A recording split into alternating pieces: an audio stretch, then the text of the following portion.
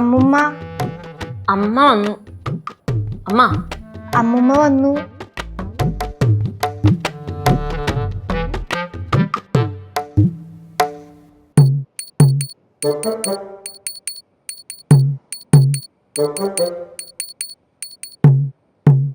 അമ്മ, അറിഞ്ഞോ അറിയാതെ എന്തെങ്കിലും തെറ്റ് ചെയ്തിട്ടുണ്ടെങ്കിൽ അവിടുന്ന് പൊറുക്കണേ, ക്ഷമിക്കണേ, ശിക്ഷിക്കരുതേ.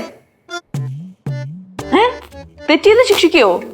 പിന്നെ ചൂരലെടുക്കും, ചിലപ്പോ വാളും എടുക്കും. എന്റെ അമ്മേ, ഞാൻ ജസ്റ്റ് ഒന്ന് കേറിട്ട് പോവാൻ വന്നതാ. ഡാഡി പുറത്ത് വെയിറ്റ് ചെയ്യുന്നുണ്ട്, ഞാൻ പോട്ടെ. മർലൻ, നീ പോയി சொல்ற அப்படிதானே? ഞാൻ പോണേ. ചുത്തൂടെ അവ പോന മാതിരിയെ തിരുപ്പി വരുവാ.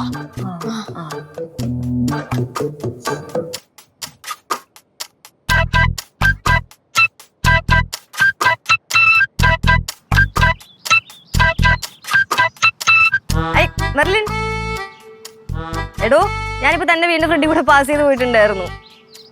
ആ, തന്റെ ഡാഡി എവിടെ പോയതാ? അല്ല, എന്നെ കണ്ടില്ല, പക്ഷെ ഞാൻ പോകുന്ന കണ്ടു. ഫ്രീ ആണെങ്കിൽ ഇങ്ങോട്ടേക്ക് ഇറങ്ങ്. ആണോ? എന്നിട്ടെന്താ പോയേ? ചേച്ചി. ഇല്ല, ഞാൻ ഇപ്പൊ എത്തിയുള്ളൂ വീട്ടിലോട്ട്. ചേച്ചി എന്താ വാറു? അനുഗ്രഹിക്കാൻ തുടങ്ങി. എന്തെന്നാ? അനുഗ്രഹിക്കാൻ തുടങ്ങിയെന്ന്. അനുഗ്രഹിക്കാൻ തുടങ്ങിയിടാ? എന്താ അനുഗ്രഹിക്കാൻ തുടങ്ങിയെന്ന്? അനുഗ്രഹിച്ച് പറയാൻ തുടങ്ങിയെന്ന്. എന്റെ പാറു, നീ എന്തൊക്കെയാ പറഞ്ഞൊന്നും മനസ്സിലാവണല്ല. ഇന്ന് വരെ വ്രതവാ. അതിപ്പോ എന്നാ അല്ലാത്ത? അതല്ലേ ചേച്ചി, ഇന്ന് മധുരയില് മുത്തുമാരിയമ്മൻ കോവില് ഉത്സവാ. ഇന്ന് അവസാന ദിവസമാ. അതിന് കനകാന്റി ഭയങ്കര ഭക്തിയല്ലേ, അതുകൊണ്ടിപ്പോ എന്താ?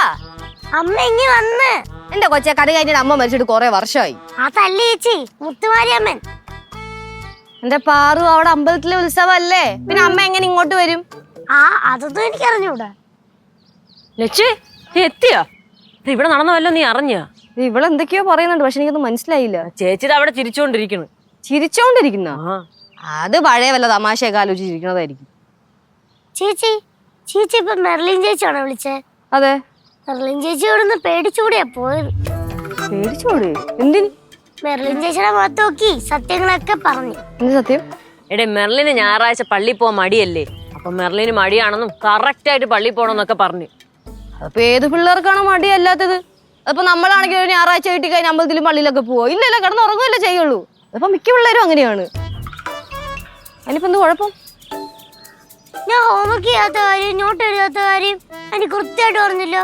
ഓക്കെ, ആന്റി എങ്ങനെ അറിഞ്ഞു? എടി, അത് എവിടെ ആന്റിക്കുന്നല്ല, ഈ വാഴക്കാലുള്ള എല്ലാ മനുഷ്യന്മാർക്കും അറിയാം നീ പഠിക്കാത്ത കാര്യം. അതിന് ശരീരത്തിൽ പ്രത്യേകിച്ച് ദേവി കൂടണമൊന്നുമില്ല. എന്റെ ലച്ചു, അത് മാത്രമല്ല, നമ്മൾ ഫോണിൽ കൂടെ ഡിസ്കസ് ചെയ്തില്ലേ, ആ കാര്യം ചേച്ചി കറക്റ്റ് ആയിട്ട് പറഞ്ഞു. ഈ പ്രദേശത്താണ് നമ്മൾ ബിസിനസ് തുടങ്ങാൻ പോണെന്നും ചേച്ചി പറഞ്ഞു. ഞാനൊരു കാര്യം ചോദിക്കട്ടെ, നമ്മുടെ റെസ്റ്റോറന്റ് പരിപാടി അത് ഡ്രോപ്പ് ചെയ്ത കാര്യം അമ്മായി ആന്റി അടുത്ത് പറഞ്ഞായിരുന്നു? അത് ഞാൻ ചെറുതായിട്ടൊന്ന് സൂചിപ്പിച്ചായിരുന്നു. ബിസിനസിന്റെ കാര്യോ? അതും ചെറുതായിട്ട്. ആ, പിന്നെന്ത് പ്രശ്നം? എന്നാലും ഇങ്ങനെ കറക്റ്റ് ആയിട്ട് എങ്ങനെ പറയണേ? എന്ത് കറക്റ്റ് ആയിട്ട് പറയണേ? ഇവിടെ അടുത്ത് തുടങ്ങാൻ പോകുന്ന കാര്യോ? അതിപ്പോ നമ്മൾ ഈ പ്രദേശം വിട്ട് എവിടെയും പോകുന്നൊന്നുമില്ല. അതപ്പോ ആർക്കാണെങ്കിൽ കോമൺ സെൻസിൽ ചിന്തിക്കാവുന്നതല്ലേ ഉള്ളൂ. അത് മാത്രമല്ലടി, ശിവാനി 2 ദിവസത്തെ അവധിക്ക് ഇങ്ങോട്ട് വന്നില്ലയോ? അത് അവിടെ എന്തോ പ്രശ്നം ഉണ്ടാക്കിട്ട് ഇങ്ങോട്ട് വന്നേന്ന്. പ്രശ്നോ? എന്ത് പ്രശ്നം? എന്റെ അമ്മൂമ്മ, അവള് എവിടെ പോയാലും പ്രശ്നം ഉണ്ടാക്കുന്ന ടീമാണെന്ന് നമുക്ക് എല്ലാവർക്കും അറിയാവുന്നതല്ലേ. പിന്നെ അമ്മൂമ്മ ഇപ്പൊ പറഞ്ഞ പ്രശ്നം അതാ ഹോസ്റ്റലിലെ പിള്ളേരായിട്ടുള്ളത്, അതല്ലേ?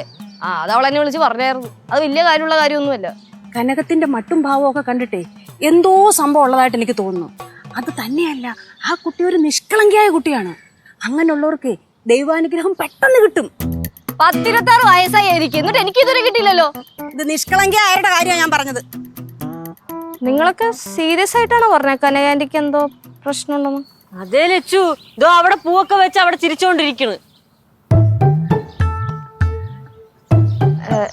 ഞാനേ ഇപ്പോഴൊരു കാര്യം ആലോചിച്ച്, കല്ലൂനെ ചുമയുടെ മരുന്ന് കൊടുക്കാൻ മറന്നുപോയി. ഞാൻ കുഴിപ്പുറത്ത് പോയിട്ട് നാളെ രാവിലെ എത്തിക്കോളാം. നീ എവിടെ പോണില്ല നീ എവിടെയും പോണില്ല. എവിടെയും പോണില്ലെന്നാ? ഇല്ല പിന്നെ ഇവിടെ ആര് നിൽക്കും? ഇവിടെ നിങ്ങളൊക്കെ ഇല്ല, എനിക്ക് കൊച്ചിന്റെ കാര്യം നോക്കണ്ടേ? ഇത്ര നേരം കൊച്ചിന്റെ കാര്യം നോക്കണ്ടായിരുന്നോ? ഇത്ര നേരം കൊച്ചിന്റെ കാര്യം ആ നോക്കണ്ടായിരുന്നോ? നോക്കണം.